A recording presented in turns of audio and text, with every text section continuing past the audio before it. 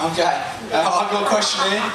Big one. I haven't ever actually really thought about this, so maybe if any of you guys can help out. But it says, I know God is in heaven, but where is heaven? Is it in the clouds or out there in the universe? I just heard Ali say, and I'm going to nick it, Jesus looked up to heaven. That's one thing you can think about. Second thing, it is a physical place, would you agree?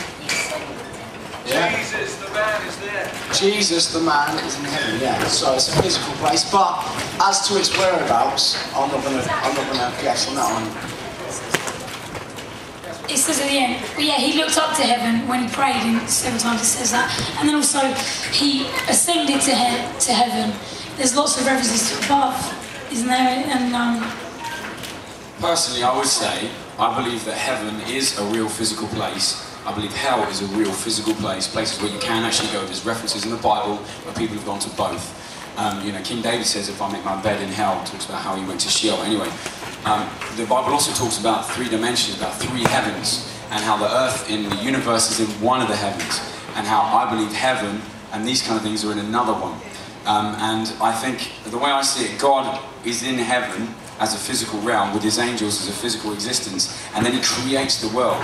From that place he says, let there be light, and he creates all things. So he's in a place outside of what he just created, and what he creates becomes a different dimension that he can go into and come out of. He can be in all places at all times. That's no problem, because it's a different dimension. Well, and God is outside of time. One of you spoke to me about time the other day. How did God begin? And God is eternal. Eternity is outside of time. So it is a different dimension. Here on earth, we only know things at a beginning and an end.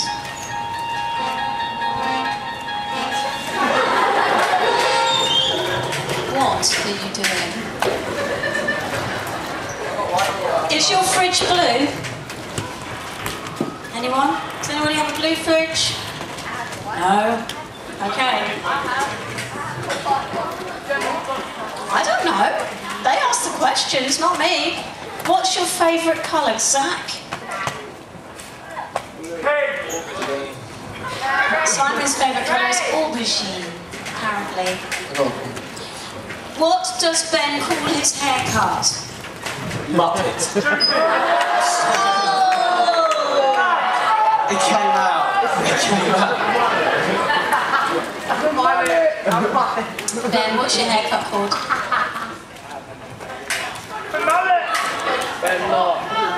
I'm gonna go home. I don't really call it anything, I just call it my hair. So I call it my hair. Yeah! I like it anyway, so if no one else likes it, at least I haven't got big ears. Yeah, see, Ben can cut his hair. Ian's stuck with his ears forever, mate. How big are Ian's ears? Is it Don't know. Should we measure them? But it's alright, if he ever falls out of an aeroplane, he'll be fine. No worries.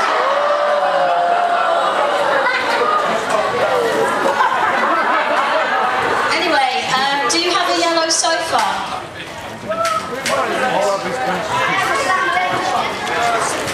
Somebody has colourful. Do you like cheese? Yes, I do. You got another question over there that you've been handed? Ian. He's got. This is a serious one. I'm not going to read it out because it's a bit personal. It's about basically, if you've hurt someone, you've been forgiven by God, but the person you hurt can't forgive you, but you've asked for forgiveness. And the Bible does talk clearly that we should forgive each other. And if you have done something to someone, you ask for forgiveness. And it's very important. Basically, when you ask forgiveness from someone, you release that from yourself, and it's then on them to forgive you, and it's very important to forgive. It says in Matthew 18:30, if you can't forgive your brother, how can your Father in heaven forgive you? So there's people in here, and you're holding unforgiveness in your heart, you can't forgive someone, it can cost you big time, in that sense. So if you've asked for forgiveness, then you just pray for them and you just wait patiently. There's nothing you can do. It's on the person then to forgive you and reconcile. And forgiveness is forgetting. When we forgive, I forgive Ben for calling me big ears. and I will forget that he said that, but not sin. No. I think just on that as well, my dad always brought me up to when I had to ask for forgiveness, not to say, oh, I'm sorry, is it alright? He made me say the words, I'm sorry, do you forgive me? And then my brother would say, Zach, I forgive you. And it was a real set way of doing it, which I think is cool. Yeah, I just wanted to say that. So you can say, do you forgive me? Yes, I forgive you. They're powerful words, you know? And they have real meaning to them. Okay, I've got one. Why is a building called a building if it's already built? I think that's a very good question. And the answer is, Ian?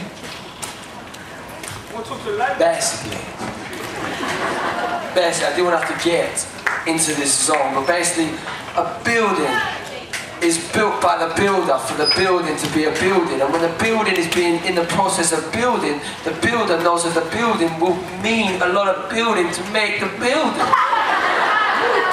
So therefore, a building during this building process will be the builder's building once the building is finished. Okay?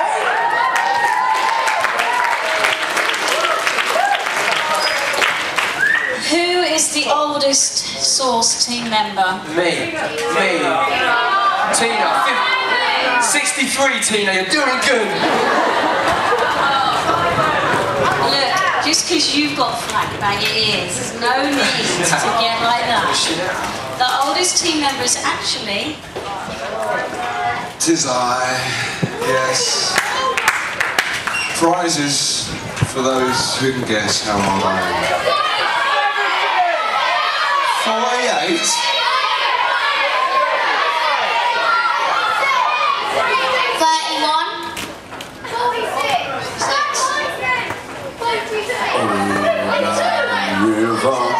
It's all 39, are you 39?